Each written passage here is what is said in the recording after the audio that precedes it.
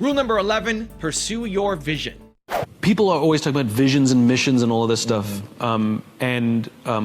When people ask me, like, what example should I look to? Like, what company should I? I'm like, here's an organization with a vision, a cause. It was founded with a cause. It's an entrepreneurial venture. America is an experiment. It's an entrepreneurial venture where a bunch of people got together and decided we needed to start our own country. Because there were certain obstacles that were getting in the way of a vision that we had of a better kind of country, better kind of company, right? And they stated it right out of the beginning. All men are created equal, endowed with these unalienable rights, amongst which include life, liberty, and the pursuit of happiness.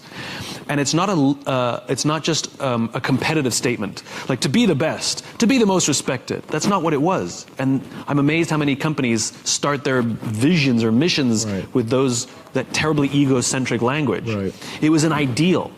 And the amazing thing is we've been good at it and bad at it in our history, but it's endured for 240 plus years because we fundamentally believe that we are at our best when we're pursuing that. But it is an ideal. We will never actually achieve all people are equal, but we will die trying. And that's the point. And it's the same for a company, which is true vision inside a company, is something that has nothing to do with your product.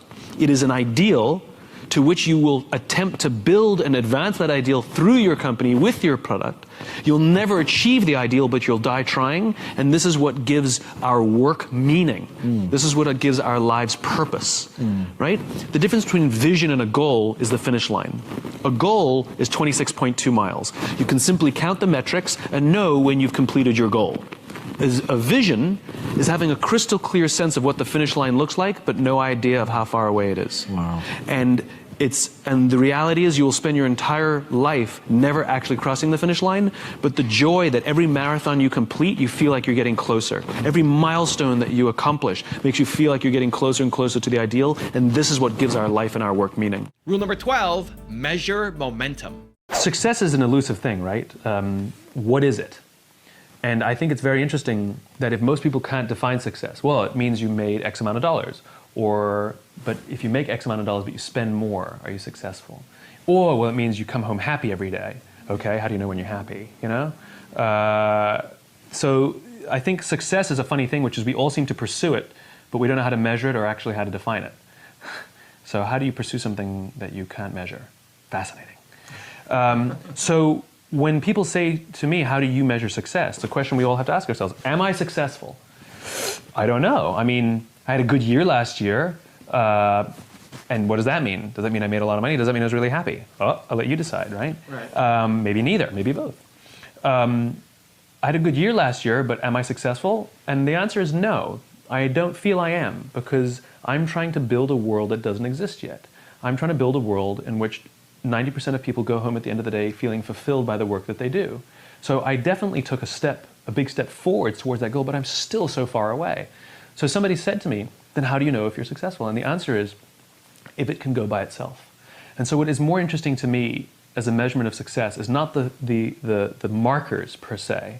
It's not the financial goal or the size of the house that you want to buy. Those are nice things. Go for it. But those are not measurements of success. Those are just nice things to collect along the way. For me, it's momentum. I want to measure momentum, which is, you know, when something is moving and you start to see it lose momentum, you're like, uh-oh, give it a push, because if you don't give it a push, it's going to stop. And an object in stasis is much harder to get going. It requires a lot more energy to get something started than it does to keep it going, right? And so if you don't let it stop and you can keep it going, it's this, you know, it still might slow down there, but you can get it going again much easier. And for me, the opportunity is to get the ball rolling faster and faster and faster and faster and faster and bigger and bigger and bigger. It's like a snowball. And my responsibility is, because it's not rolling downhill yet, it's not on automatic yet, I need to still keep it going to find that critical mass where it can go, and at the point it can go by itself without me, then I will find something else to do. And that may not happen in my lifetime. I think we must all stop measuring promotions, salaries, and these things, but rather measure the momentum of your career. Does my career have momentum? Can I see it moving in the right direction? Can I see it gathering moss? You know, can I see that it's becoming easier for me to keep the momentum. It's becoming easier for me to grow the size of this thing. It's requiring less effort. That's the thing we need to measure. Yeah. That's the thing that we need to be cognizant of, which is the momentum of our careers, not just the markers that we think define our success. Rule number 13, be a giver. I did a little experiment with a homeless person. Not like on them, it's not like electrodes. With them, voluntarily helped me. Because the whole idea of giving, right? You've all walked down the street and you've all seen someone begging and you either have or haven't thrown a few pennies in their cup. When you do, you feel good. You bought that feeling. That is a legitimate commercial transaction. You know, commercial transactions are defined as the exchange of consideration. There was an exchange of consideration here. You gave money, you got the feeling of goodwill. You paid for that feeling. If you didn't give money, you either feel nothing or you feel bad. You can't feel good by not giving. All right? You paid for that feeling. So now the question is, how is that person encouraging us to give? The joke is, they act like every corporation in the world. They talk about themselves. Me, me, me, me, me, me, me, right? Like they sit there with their little outdoor advertising, little sign, right? And it says, I'm homeless, I'm hungry, I got 12 kids, I'm a veteran, God bless. They got it all in there, trying to appeal to somebody, the religious vote, the veteran vote, you know, the child sympathizer, surround yourself with lots of pets, go for that one too, right? All in an attempt to get something from someone. Takers, not givers, right? All about me. Well, what do corporations do? We've added more RAM, we've added more ROM, we've added more speed. This one's number one. We're the biggest, we're the best. We've been around since 1969. We're better than them, we're faster than them. We're more efficient than that one. Me, me, me, me, me, me, me, me, me, me. And so even if we buy their product, guess what? I don't really feel much. So I did this little experiment. I found a nice homeless lady on the streets of New York who's willing to help out. And I learned that with her sign, which was pretty typical, I'm homeless, I'm hungry, blah, blah, blah, she makes between $20 and $30 a day for her day's worth of work, 8 to 10 hours of sitting there selling goodwill. 8 to 10 hours, she'll make $20 to $30. $30 is considered a good day. I changed her sign, and the new sign made her $40 in 2 hours. And then she left. It's one of the reasons she's homeless is because she's decided that she only needs $20 to $30 a day to live. If she stayed, she would have made $150. The point is she made $40 in 2 hours. What did the sign say? The sign said, if you only give once a month, please think of me next time. It has nothing to do with the taker. It has everything to do with the giver. And what are the objections people give when they don't give? I can't give to everyone. How do I know that they really need it? And so I addressed both those concerns. I know you can't give to everyone. So if you only give once a month, my cause is legitimate. I will still be here when you're ready to give. $40, 2 hours. Make it about them, not about you. The fact of the matter is 100% of customers are people. And 100% of clients are people. And 100% of employees are people. I don't care how good your product is, I don't care how good your marketing is, I don't care how good your design is. If you don't understand people, you don't understand business. We are social animals, we are human beings, and our survival depends on our ability to form trusting relationships. Do you ever watch Deadliest Catch on the Discovery Channel? I was flipping through the channels one night and Deadliest Catch came on. And on this episode, just random, they were in a huge storm. Now, for those of you who don't know Deadliest Catch, they take these crab fishing boats out in the Bering Sea, which is like terrible. And they put cameras on them, and we watch, right? The reason that's, I guess, significant is because these crab fishermen have, I think, one of the top 5 deadliest jobs in the world. You know, I don't know what the exact number is, but dozens of fishermen die every year doing this. We apparently find that entertaining, which it actually is. So they have cameras only on 5 or 6 of the ships, even though there are many, many, many ships that go out fishing every season, and they don't really come into proximity with each other because the ocean's huge, and they usually sabotage each other and give each other false information because they're all competitors. They're all looking to get the crabs and make sure that they find them and somebody else doesn't. And it's business, right? It's just business. It's okay. We all do the same thing in our own companies. And in this one episode, this big, huge storm was so violent that they had to bring all the pots, which are the big cages that they catch the crabs in. They had to bring all the pots back on the boat and wait out the storm. And just by dumb luck, one of the boats that had cameras on it was in proximity of a boat that didn't have cameras on it. And so they had secured all their pots on the deck, and so they started filming the other boat. And they filmed a guy climbing on the outside of the cage, securing the pots. And all of a sudden, a huge wave hits the side of the boat, and the guy's not there anymore. And the people on the boat with the cameras start screaming, "Man overboard, man overboard, man overboard." And they turn their boat towards where they think he might be. He's a stranger, they don't know him, they don't know the crew members of the other boat, and yet they react. And they turn towards him. And they find him in the drink. And for those of you who don't understand how dangerous this is, if the water is so cold that if you're in the water for, I think that it's a minute or a minute 30, hypothermia will set in and you die. And they come upon him, and he's screaming, "Don't let me die, don't let me die." And they pull him on board, not out of the woods yet. They strip off his clothes because it's wet and cold, and they wrap blankets around him to prevent hypothermia from setting in. And he survives. And it's overwhelming. And the captain comes down, and this is all on, you can go watch it on TV. The captain comes down, and he hugs this stranger, this young man, his competitor. He hugs this guy as if he's his own son. I lost it. Everybody is crying. And you realize what happened here was a human interaction. And the reason they risk their own lives to help this other person, even though they spend every other day trying to get ahead and sabotage, is because at the end of the day, they're all crab fishermen. And they know something about each other. And they know something about the risk that they all take to do this. And when push comes to shove, they will put themselves out there to help each other for no other reason than they get it. They're one of the same. I will promise you that every single member of that crew that day went home with a feeling of fulfillment. I promise you that every single person on that crew that day felt more good in their hearts and in their jobs than the richest days that they've ever pulled in. My question is what are you doing to help the person next to you? Don't you want to wake up and go to work for the only reason that you can do something good for someone else?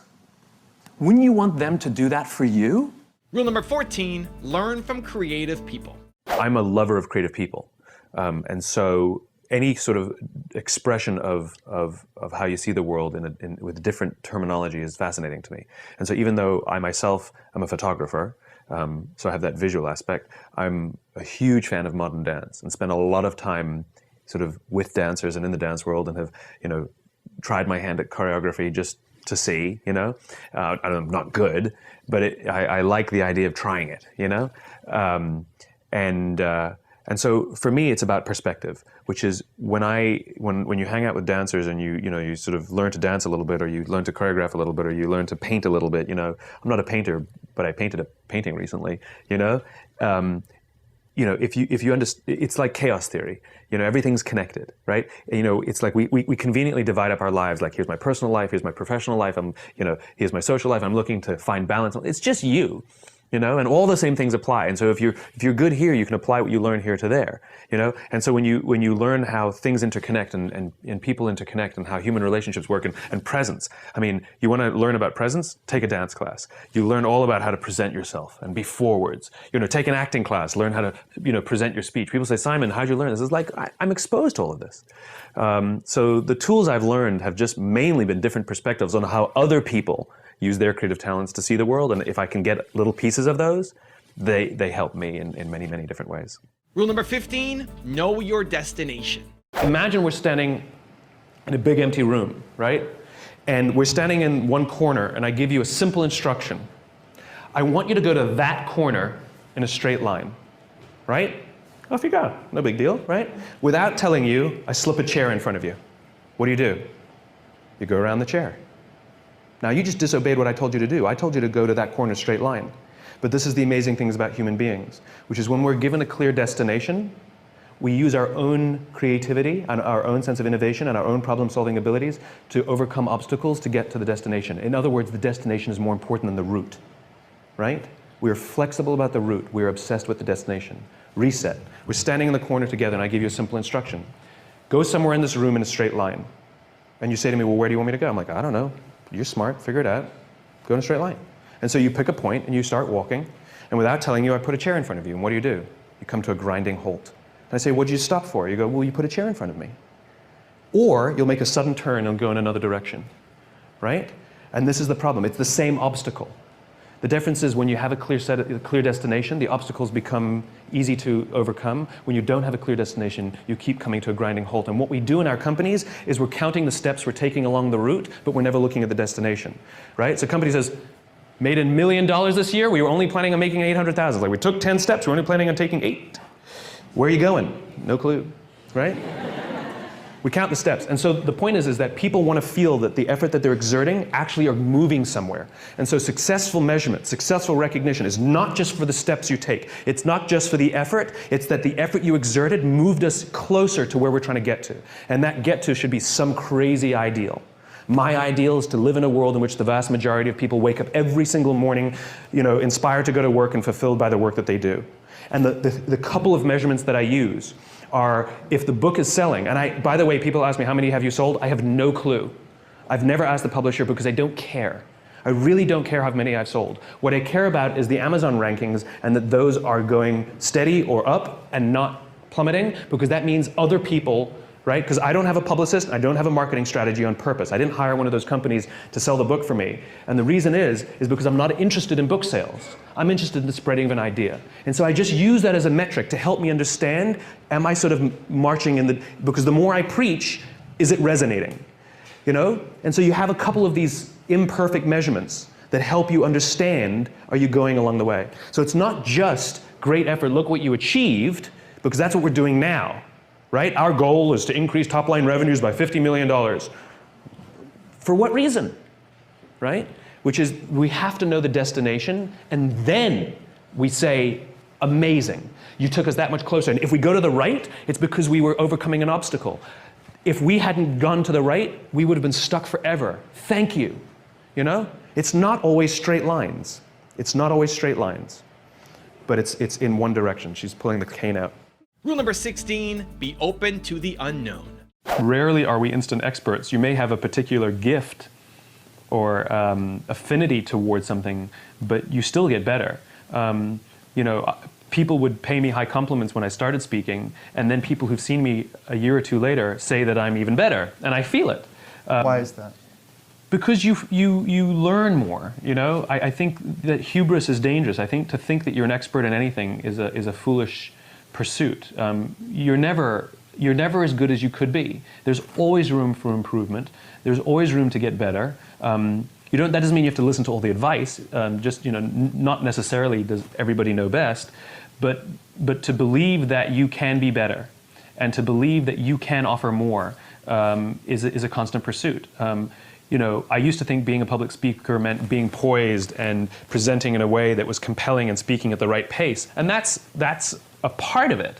But I have been taking more risks lately, doing things that are very unstructured and very uncomfortable. And I will now do, like if I have an hour to speak, I'd rather speak for 20 minutes and do 40 minutes worth of questions. Mm-hmm. And who knows how that's going to go. And that to me is the best. And so I'm a better speaker because now I'm way more open to the unknown, where a few years ago that would have scared me. Rule number 17, have balance. Dopamine is the feeling that you found something you're looking for, or that you accomplished something you set out to accomplish. So you know that feeling you get when you cross something off your to-do list? That's dopamine. Feels awesome. When you have a goal to hit and you achieve that goal, you're like, yes! You feel like you've won something, right? That's dopamine. The whole purpose of dopamine is to make sure that we get stuff done, right? The historical reason for dopamine, we would never eat if we only waited until we got hungry, because there's no guarantee that we would find food. So dopamine exists to help us go looking for food. We get dopamine when we eat, which is one of the reasons we like eating. And so when you see something that reminds you of something that feels good, we want to do the behavior that helps us get that feeling, right? So let's say you're out there going for a walk and you see an apple tree in the distance. You get a small hit of dopamine. And then what it does is it focuses us on our goals. And now we start walking towards the apple tree. And as the apple tree starts to get a little bigger, we feel like we're making progress. You get another little shot of dopamine and another little shot of dopamine until you get to the tree and you're like, yes! Okay? This is why we're told you must write down your goals. Your goals must be tangible. There's a biological reason for that. We're very, very visually oriented animals. You have to be able to see the goal for it to biologically stay focused, right? If you don't write down your goals, if you can't see your goals, it's very hard to get motivated, to get inspired. For example, think about corporate visions, right? A corporate vision has to be something we can see, right? That's why it's called a vision. You can see it, right? To be the biggest, most respected, to be the fastest growing are not visions. They're nothing, right? What does that even look like? Respected by whom? Your mother? Yourself? Your friends? Your shareholders? Who knows? What's the metric? Dunno. It's amorphous, doesn't motivate us. Just like I can't tell you, you will get a bonus if you achieve more. You're going to ask me, how much more? I'm going to say, more. Doesn't work. You need a tangible goal. You need a tangible goal, right? Here's a great vision. Martin Luther King, I have a dream that one day little black children and little white children will play on the playground together and hold hands together. We can imagine that. We can set our sights on that. And every time we achieve a goal and achieve a metric and achieve a milestone that makes us feel like we're making progress to the vision we can see, we keep going and going and going until we achieve something remarkable. You have to be able to see it. Dopamine. Like I said, dopamine is the feeling you get when you set out to find something you're looking for as well. Talked about the to-do list. I came home from a trip just a couple days ago and I had a bunch of errands to run and I wrote down a little list of things I had to do and off I went, right? And as I was walking past, I think it was the dry cleaners, I don't remember. I was walking past something, I remembered, oh, I have to do that, and I hadn't written down on my to-do list. So I went in and I finished what I needed to do, and then when I came out, I then wrote it on my to-do list and then crossed it out. Because I wanted the dopamine. Feels good. Dopamine comes with a warning. Dopamine is highly, highly, highly addictive. Here are some other things that release dopamine. Alcohol, nicotine, gambling, your cell phone. Oh, you think I'm joking? Okay, we've all been told that, if you wake up in the morning and you crave a drink, you might be an alcoholic. Well, if you wake up in the morning, the first thing you do is check your phone before you even get out of bed, you might be an addict. If you walk from room to room in your own apartment holding your telephone,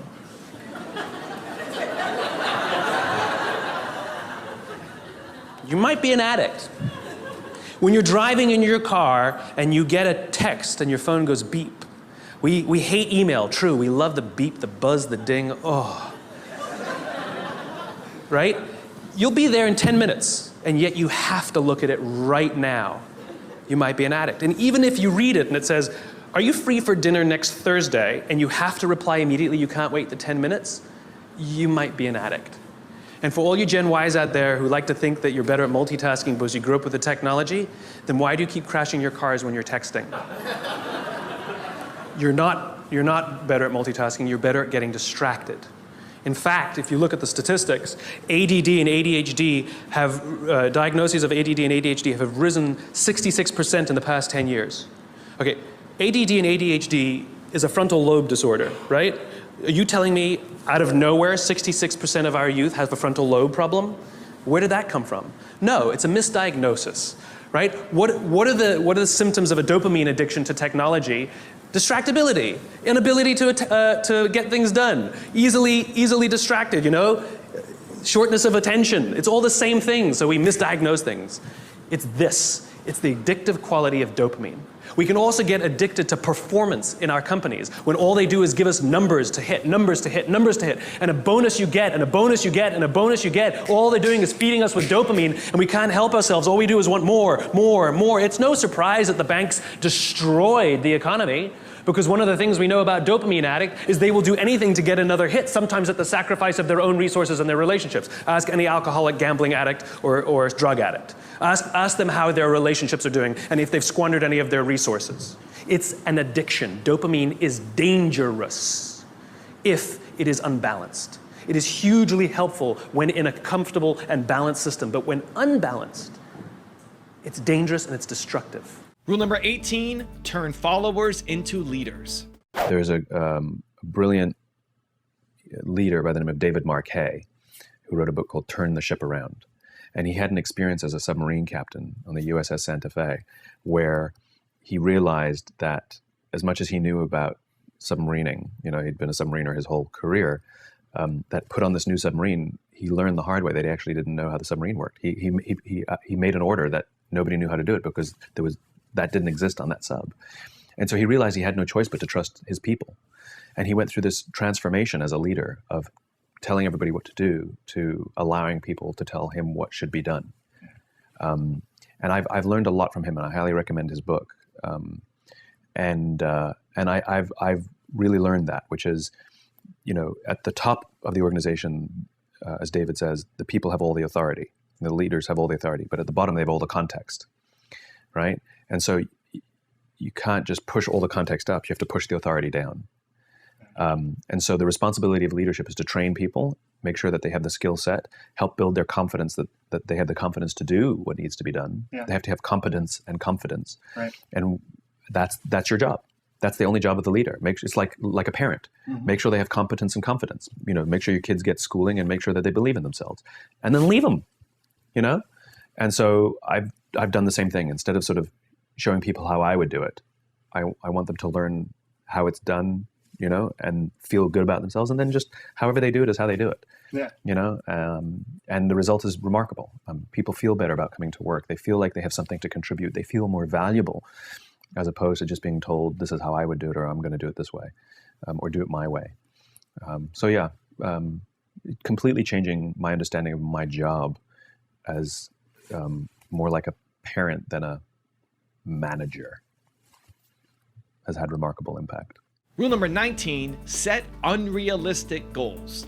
It's easy to pull things back. It's very hard to ramp things up. And I'd rather start with something that's too big and pull it back into reality than start with something that's so easy that you can't really get it up. For example, don't set your goals realistically, set them entirely unrealistically. I mean, shoot for 80 and be disappointed when you hit 70, as opposed to shooting for 20 and being ecstatic when you hit 21. We beat our goal. Yeah, but it was a very low goal.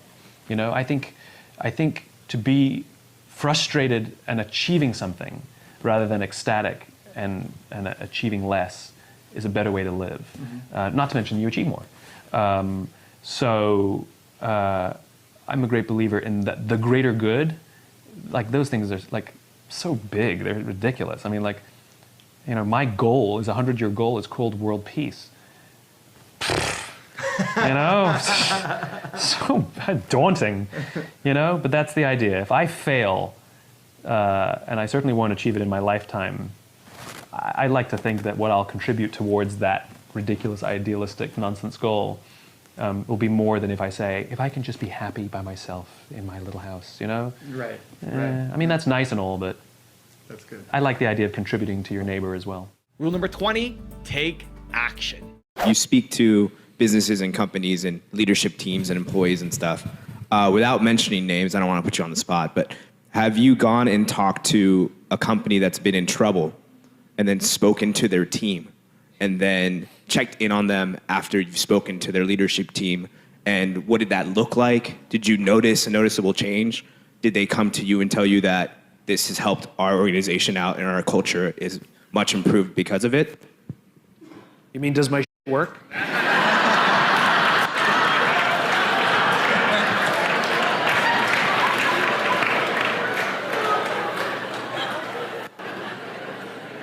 I mean, sure. Here's the problem with my stuff. You got to do it. And I'm not anybody's, like, you know, mom or dad. I'm not going to do it for you. And I have a very laissez-faire approach of it. I once had a client, this is a bunch of years ago, that said, "What guarantee do I have that your stuff will work?" To which my answer was, none. Like, I'm giving you a tool.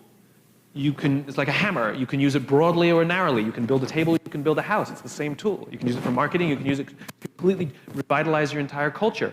And even though I'm going to sell you the most beautiful hammer, I'm not going to guarantee the structural integrity of the house, right? It's your business. You want to ignore all my stuff? Ignore it. I don't care. And if your business collapses, you know what happens to me? Nothing.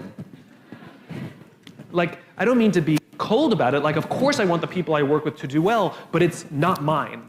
It's theirs. And I take no emotional responsibility for the decisions they make. So yes, there are many people that I've had the pleasure of working with, some who worked for dysfunctional organizations, that went on the hard journey of completely changing the way they lead and completely revitalizing their culture, and it has great success. It's not because of me, it's because of them, right? At the same time, there are many people who came in like, "What an amazing speech," and did nothing. You know, "Thanks, that was great," you know? And of course it's going to fail, you know? So I think that we have too much, especially in the consulting world or the design world, everybody's so paternalistic about it. And designers are famous for this, right? They get so personally offended when the client chooses the wrong thing. "Oh, they're such idiots. Don't they know we're trying to help them?" Or who cares? Like, it's their frickin' business, right? That's what you find. I've had that. Instead of arguing with somebody for them to make the right choice, because we genuinely want to help them, what I have found is if you push the accountability onto, because when we argue, we're taking accountability. This is better. This will help you. We're taking responsibility, accountability. But if we say, "Look, we've been doing this a bunch of years. We know more about design than you do. I'm telling you, for every reason that I can outline for you, why this will help you more. But if you don't want to do it, that's fine. It's your business. Do what you want." The minute you switch the accountability and put it all on them, amazingly, they're much more open to your opinion. Because now they're responsible. Rule number 20.